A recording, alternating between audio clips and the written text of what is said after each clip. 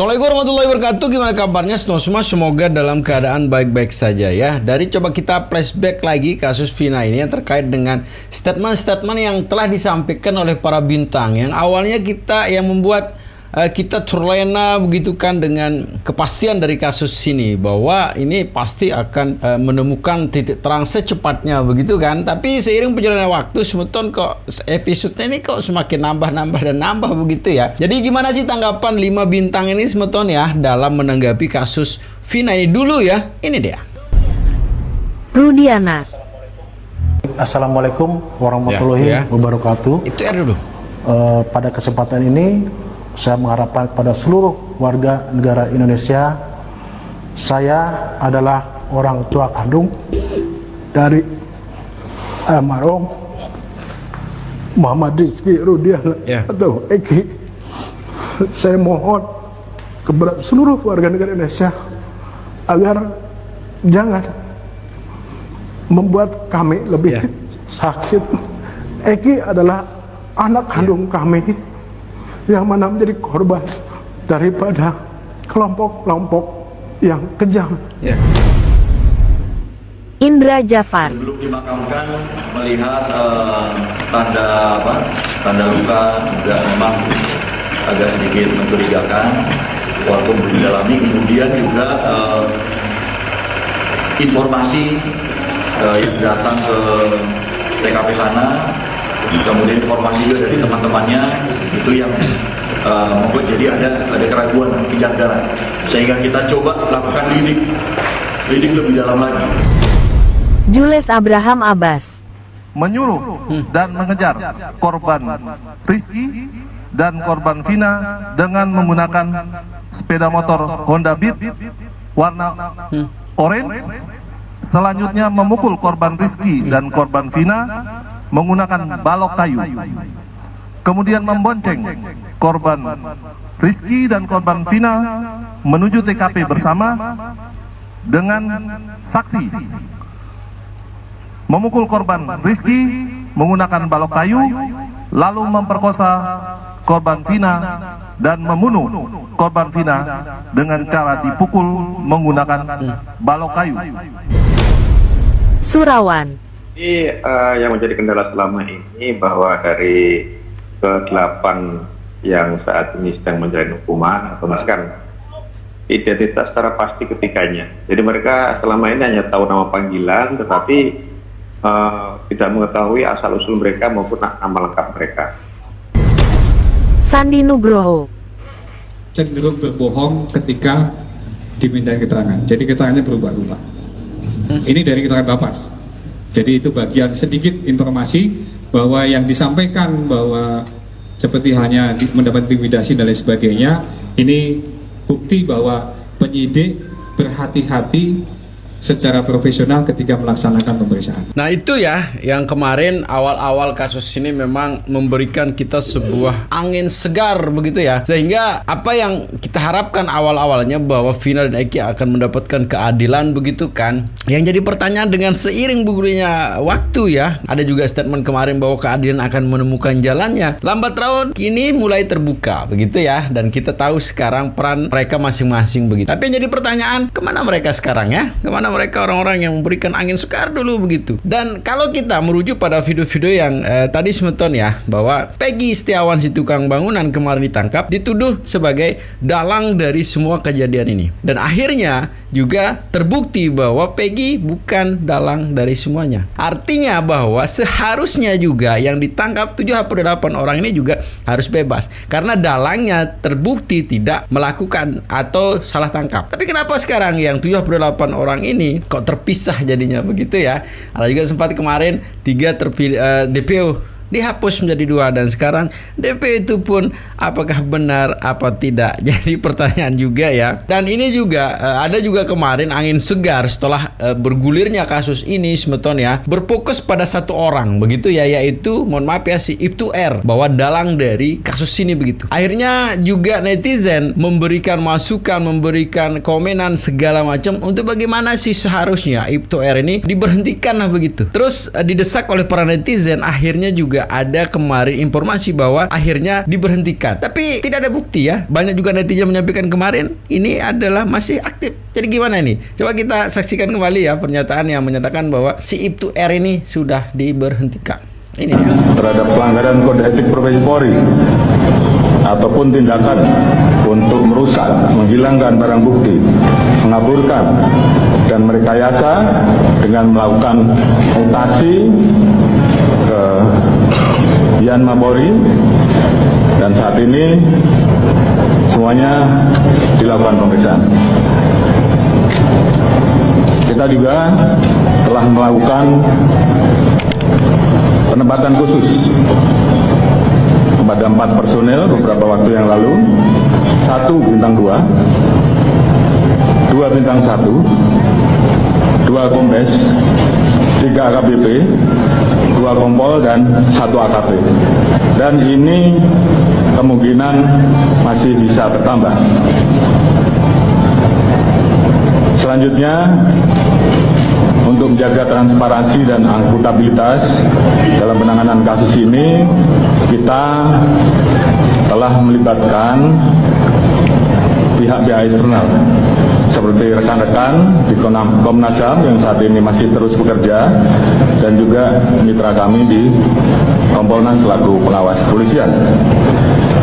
Kami juga telah memberikan ruang seluas-luasnya kepada masyarakat, terutama keluarga korban, seperti beberapa waktu yang lalu, untuk kita berikan ruang otopsi ulang atau ekshumasi, dan juga melayani laporan polisi dari pihak korban. Dan tentunya ini adalah merupakan wujud transparansi yang kami lakukan. Kasus yang ada saat ini sedang berjalan, tentunya Polri menindaklanjuti. Beberapa waktu yang lalu ada laporan di Barreskrim terkait dengan proses perjalanan yang di Jawa Barat, dan saat ini pendalaman sedang kita lakukan.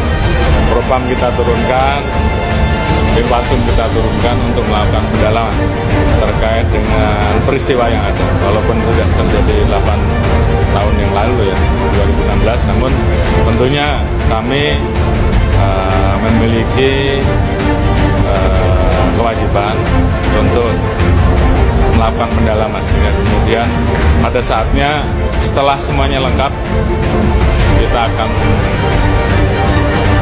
sampaikan kepada masyarakat secara transparan tentang fakta-fakta yang Ya itu ya, dari statement yang disampaikan oleh Bapak Kapolri memang harus diindahkan dari kejajarannya begitu. Tapi entah apa yang terjadi sehingga apa yang sudah diinstruksikan oleh Kapolri kok tidak diindahkan oleh jajaran ke bawah begitu. Dari situ mungkin kepercayaan publik tentang instansi ini mulai menurun sebetulnya. Tidak adanya sikap tegas yang diambil oleh terutama oleh Kapolri untuk menindaklanjuti nih oknum-oknum yang nakal begitu ya. Dengan sampai saat ini juga yang sudah disebut tadi bahwa yang diduga terlibat di situ masih anteng ayam gitu kan, sampai dengan saat ini menjalankan posisinya begitu. Dan dari situ sebetulnya ini menimbulkan ketidakpercayaan dari netizen ya dan citizen menanggapi kasus ini yang kesannya itu di episodenya diperpanjang begitu. Dan ini juga yang sempat juga dikomentari oleh Abang Rizal kembali ya tentang salah satu statement yang ada yang dulu memberikan angin segar untuk kita. Ini dia.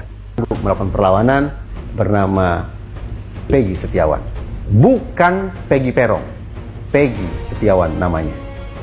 Setelah saya telah berhasil diungkap satu tersangka lainnya, ditunjukkan Facebook atas nama akun Peggy Setiawan yang di dalamnya terdapat gambar motor smash warna pink, dan saksi membenarkan pada malam kejadian tersebut, motor smash warna pink berada di tempat kejadian.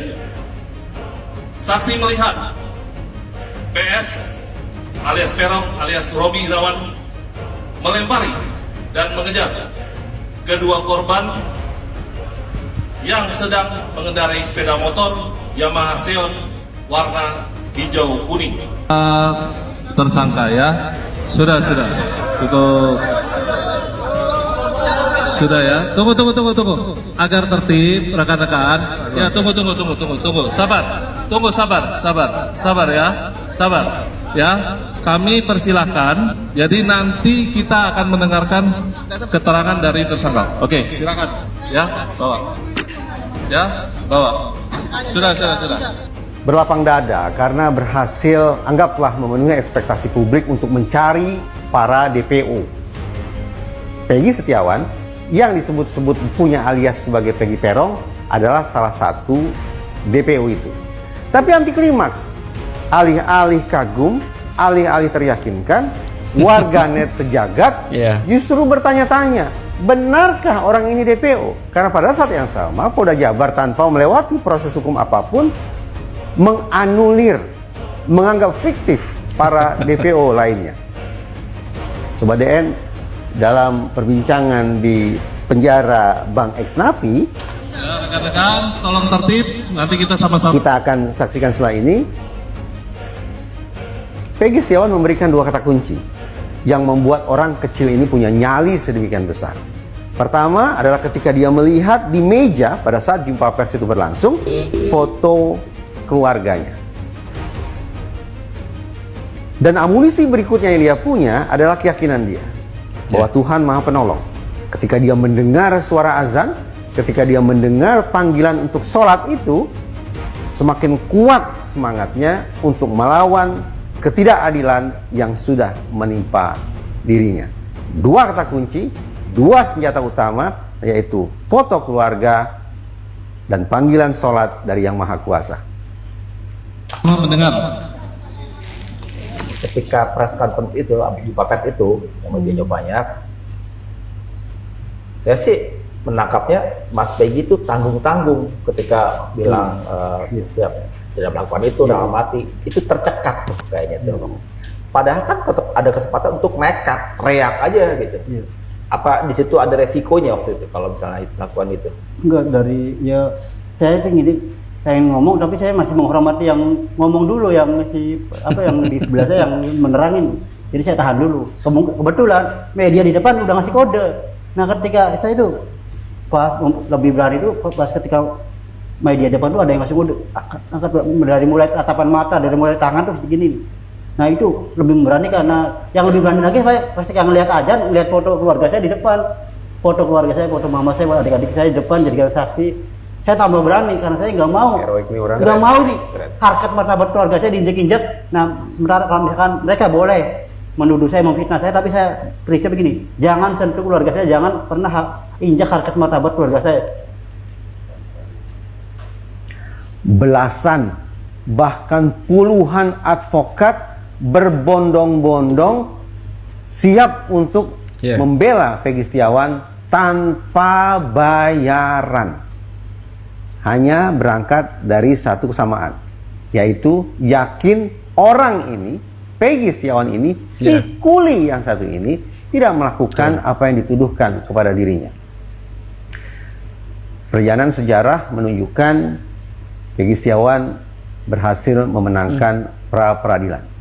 Selamat untuk Peggy Setiawan.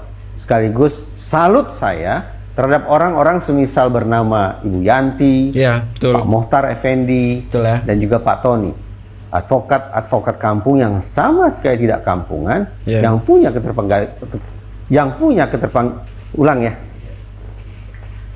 Selamat untuk Peggy Setiawan. Sekaligus salut saya untuk orang-orang semisal Ibu Yanti, Pak Mohtar Effendi, dan juga Pak Tony yang sudah terpanggil untuk menjadi advokat kampung yang tidak kampungan. Mau taruh di mana muka otoritas penegakan hukum ketika mereka kalah dalam pra-peradilan? Dan mau disimpan di mana rasa malu ketika ternyata warganet alih-alih memberikan dukungan justru semakin bertanya-tanya tentang kualitas penegakan hukum di negara kita. Ini salah satu mungkin hal yang menarik dalam kasus ini begitu ya. Ketika memang netizen, terus advokat yang jujur terus wartawan yang baik begitu bersatu menjadi sesuatu kekuatan yang luar biasa begitu ya. Ini dalam statement yang disampaikan tadi oleh Peggy bahwa ada wartawan juga yang memberikan kode ngomong begitu kan. Ini menjadi hal yang menarik dan luar biasa menarik menurut saya ya.